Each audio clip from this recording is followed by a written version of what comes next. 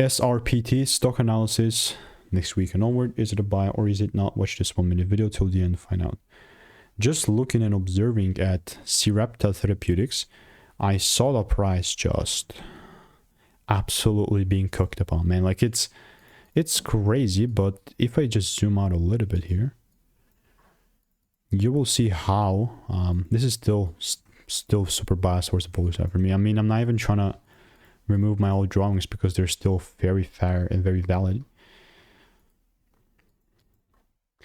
This long side is still going to be truth, but in the meantime, as long as there's like a shift, even like premature shift, I'm going to look to take it up.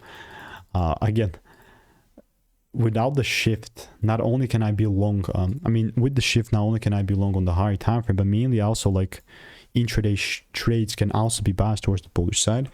But a shift needs to occur, you know. So if you want to make more money trading in a simple and lean way, click the first link in the description. That is a free newsletter, and I'll see you in the next one.